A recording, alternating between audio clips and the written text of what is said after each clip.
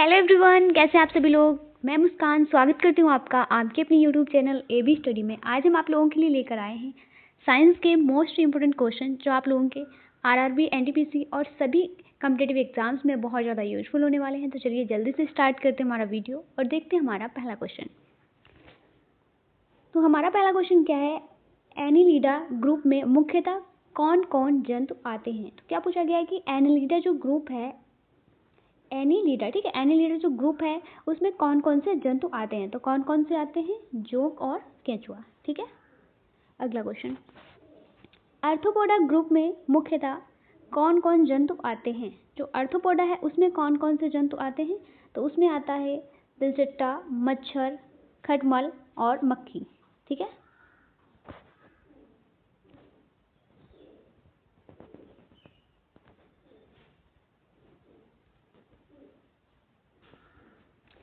अगला question, Mollusca group के अंतर्गत मुख्यतः कौन कौन से जंतु या कीट आते हैं। कौन कौन से आते हैं, उसमें घोंघा आता है और सीपी आता है, ठीक है। अगला क्वेश्चन, एकाइनोडर्मेटा संघ के अंतर्गत मुख्यतः कौन कौन से जंतु आते हैं। तो क्या पूछा गया है, जो एकाइनोडर्मेटा होता है इसमें कौन कौन से जंतु आते हैं। तो इसमें आता है तारा मछली और ब्रिटल स्टारफिश और ब्रिटल स्टार आता है, ठीक है। क्वेश्चन नंबर अगला, मनुष्य का पाचन क्रिया का प्रारंभ कहाँ से होता है। जो मनुष्य होता है उसकी पाचन क्रिया का प्रारंभ कहाँ से होता है। तो कहाँ से होता है, मुख से होता है, मतलब मुख से होता है, ठीक है। मुख से, कहाँ से होता है, मुख से, ठीक है। क्वेश्चन नंबर अगला क्वेश्चन क्या है, सिराएं द्वारा कौन सा रक्त प्रवाहित होता है।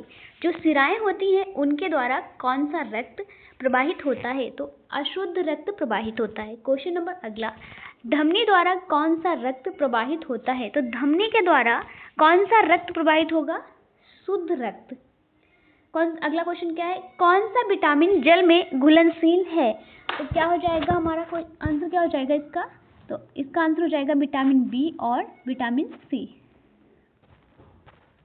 विटामिन बी और विटामिन सी। विटामिन सी किसमें किसमें पाया जाता है, खट्टे पदार्थों में पाया जाता है, जैसे नींबू, आंवला, इमली और सिरके में भी विटामिन सी पाया जाता है, ठीक है।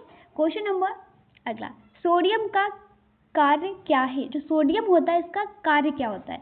तो इसका कार्य होता है यह रक्त दाब नियंत्रित करने में सहायक होता है और जल का संतुलन बनाए रखता है। इसका क्या काम होता है, यह रक्त दाब जो होता है उसको नियंत्रित करने में सहायक होता है और जल का संतुलन बनाए रखता है, ठीक है।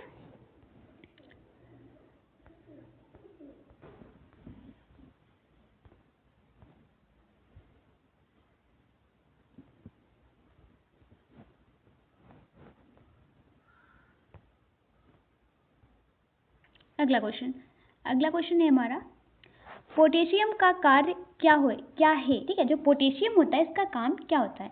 तो इसका कार्य होता है यह हृदय की धड़कन एवं नाड़ी संस्थान के कार्यों को संचालित करता है। जो हमारे दिल की धड़कन होती है उसको चलाने में किसका काम होता है, इसको मतलब संचालित करने का काम होता है पोटेशियम का, ठीक है।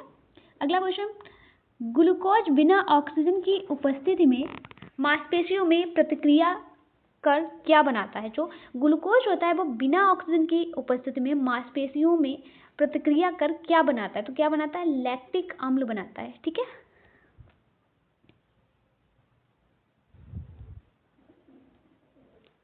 ग्लूकोज बिना ऑक्सीजन की उपस्थिति में बैक्टीरिया या ईस्ट से प्रतिक्रिया कर क्या बनाता है। जो ग्लूकोज होता है बिना उपस्थित, किसकी उपस्थित, जो ऑक्सीजन होता है उसके बिना, मतलब ऑक्सीजन की उपस्थिति में, बिना उपस्थिति में, ठीक, मतलब जो ग्लूकोज है उसके साथ में ऑक्सीजन नहीं होगी, ऑक्सीजन अब्सेंट होगी, वहाँ पे नहीं होगी, और वो बैक्टीरिया और ईस्ट से प्रतिक्रिया करके बनाएगा, क्या बनाएगा, एथाइल अल्कोहल बनाएगा, ठीक है।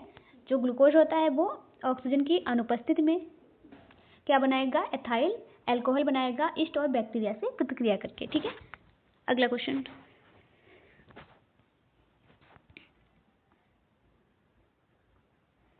ऑक्सीजन की उपस्थिति में ग्लूकोज की प्रतिक्रिया होती है तो क्या बनता है। मतलब जब ग्लूकोज के साथ ऑक्सीजन होगी, ऑक्सीजन की उपस्थिति में जब ग्लूकोज प्रतिक्रिया करेगा तब क्या बनाएगा, तब बनाएगा कार्बन डाइऑक्साइड और जल का निर्माण होगा, ठीक है। तब क्या होगा, कार्बन डाइऑक्साइड और जल का निर्माण होगा, ठीक है। क्वेश्चन अगला, एनिलिडा में उत्सर्जन उसके किस उत्सर्जी अंग द्वारा होता है? जो एनिलिडा होता है उसका उत्सर्जन जो होता है, उत्सर्जी अंग क्या होता है? तो उसका होता है ये नेफ्रीडिया। क्या होता है? नेफ्रीडिया। अगला क्वेश्चन है, मूत्र का पीएच मान होता है, क्या होता है पीएच मान? तो 6 होता है। तो 6 जो होता है ये अम्लीय होता है या क्षारीय होता है? ये आप लोग मुझे कमेंट में बताओ।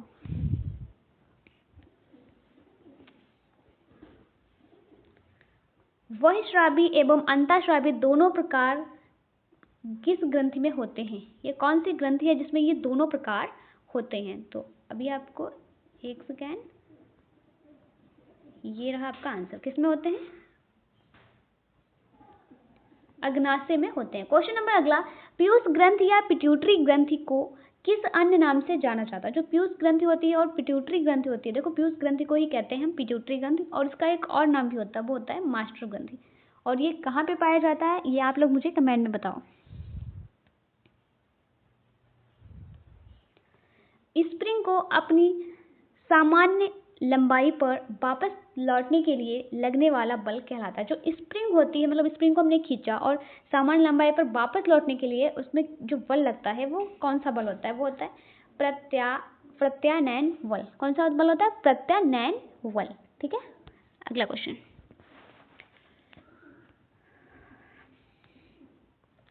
पौधों के लिए सबसे अच्छा उर्वरक कौन है? पौधों के लिए सबसे अच्छा जो उर्वरक होता है वो होता है कंपोस्ट। कंपोस्ट क्या है? उर्वरक है एक, जो पौधों के लिए सबसे अच्छा उर्वरक होता है। क्वेश्चन नंबर अगला, पेट्रोलियम किस प्रकार की चट्टानों में पाया जाता है? जो पेट्रोलियम होता है वो किस प्रकार की चट्टानों में पाया जाता है? तो कहाँ पे पाया जाएगा? अवसादी चट्टानों में। ठीक है, गुब्बारों को उड़ाने के लिए काम में लाई जाने वाली गैस कौन सी गैस होती है जो गुब्बारों में भरी जाती है उड़ाने के लिए? Helium gas. हीलियम गैस जो होती है वो बहुत हल्की होती है। ठीक है, अगला क्वेश्चन, डीडीटी क्या पूछ रहा है? डीडीटी। ठीक है, डीडीटी का उपयोग किस रूप में किया जाता है? तो कीटनाशी के रूप में किया जाएगा। एथनॉल के अत्यधिक सेवन से कौन सा अंग प्रभावित होता है? अगर कोई भी एथनॉल का ज्यादा सेवन कर रहा है तो उसका यकृत जो है वो प्रभावित होगा। अगला क्वेश्चन, सभी अम्लों में अनिवार्य रूप से पाए जाने वाला पदार्थ क्या है? तो कौन सा पदार्थ है? हाइड्रोजन। ठीक है,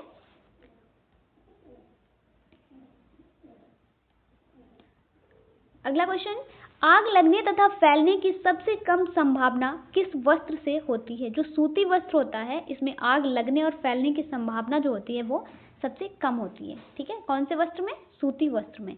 अगला क्वेश्चन, लोहा का सबसे महत्वपूर्ण स्रोत कौन सा है? सबसे महत्वपूर्ण जो स्रोत है वो है हरी सब्जियां। लोहा मतलब आयरन, जो हमारे शरीर में पाया जाता है। ठीक है, उसके बारे में बात हो रही है, उस आयरन के बारे में, ये दूसरे आयरन के बारे में नहीं बात हो रही है यहाँ पे। अगला क्वेश्चन क्या है हमारा? गैसोलीन को किसके साथ मिश्रण करके गैसोहॉल बनाया जाता है? जो गैसोलीन होती है इसको मिलाकर गैसोहॉल बनाया जाता है। तो किसके साथ इसको मिलाया जाता है? गैसोलीन को एथाइल एल्कोहल के साथ मिलाकर गैसोहॉल बनाया जाता है। ठीक है, क्वेश्चन अगला, तत्कालिक ऊर्जा शक्ति के लिए धावकों को कौन सा पदार्थ दिया जाता है? तो कौन सा दिया जाता है? ग्लूकोज दिया जाता है। ये देखो आरआरबी अजमेर जो 1992 में हुआ था, इसमें क्वेश्चन है। अभी आप लोगों को देखते हैं ये वाला भी क्वेश्चन। मानव जाति के लिए ओजोन परत क्यों महत्वपूर्ण है? जो मानव जाति है, हम लोग हैं, हम लोगों के लिए ओजोन परत क्यों महत्वपूर्ण है? तो ये इसलिए महत्वपूर्ण है क्योंकि वहाँ पे क्या होता है? पराबैंगनी किरणें होती है। देखो यहाँ क्या बताया गया है? पराबैंगनी किरणों को रोकने के लिए एक रक्षा आवरण बनाती है और इसको O3 से दर्शाते हैं। ठीक है, अगला क्वेश्चन, अंतर्ज्वर टाइफाइड के लिए सामान्य उपयोग की जाने वाली औषधि है? कौन सी औषधि है जो टाइफाइड में उपयोग की जाती है? वो कौन सी है? क्लोरोमाइसिटिन। क्लोरोमाइसिटिन। एक सेकेंड। गैस की लो की सबसे गर्म हिस्से को क्या कहते हैं? जो गैस की लो होती है उसके सबसे गर्म हिस्से को हम क्या कहेंगे?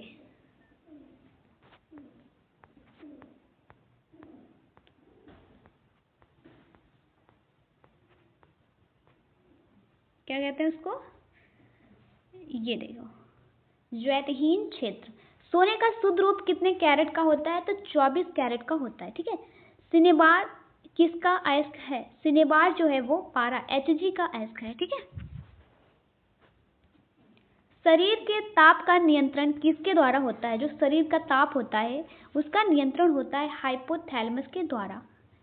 लाल अस्थि मज्जा में इसका निर्माण होता है। लाल अस्थि मज्जा में किसका निर्माण होता है? तो लाल रक्त कणिकाओं का निर्माण होता है। और लाल रक्त कणिकाओं का जीवन काल कितने दिन होता है? ये आप लोग मुझे कमेंट में बताओ। कशेरुक दंड में कितनी हड्डियां होती हैं? जो कशेरुक दंड होता है उसमें 33 हड्डियां होती हैं। अगला क्वेश्चन, बीसीजी का पूरा नाम क्या है? बीसीजी जो होता है उसका पूरा नाम होता है बैसिलस कैलमेटे-ग्यूरिन। ठीक है। अगला क्वेश्चन, एथलीट फूट नामक जो एथलीट फूट होता है उस नामक रोग किससे होता है? ये होता है कबक के द्वारा। ठीक है। दमा रोग किससे होता है? तो दमा रोग होता है, ये भी कबक के द्वारा होता है। एथलीट फूट भी कबक के द्वारा होगा और दमा भी कबक के द्वारा ही होने वाला रोग है। फाइलेरिया नामक रोग किस कारण होता है? ये कृमि के कारण होता है, वर्म के कारण होता है। ठीक है। जब एक वस्तु की वेग दोगुनी की जाती है तो उसका गतिज वेग जो होता है वो क्या हो जाता है? वो चौगुना हो जाता है। ठीक है। तो आज के लिए हम इतना ही रखते हैं और कल इसके आगे के क्वेश्चन देखेंगे। तो वीडियो अच्छा लगा हो तो लाइक करें, अपने फ्रेंड के साथ शेयर करें। चैनल पे पहली बार आए हैं तो अभी सब्सक्राइब कर लें। और किसी भी पीडीएफ के लिए हमारे व्हाट्सएप नंबर जो आपको हमारे चैनल के डिस्क्रिप्शन में दिया गया है उस पर व्हाट्सएप करें और आपको सारी पीडीएफ्स मिल जाएंगी। Thank you for watching.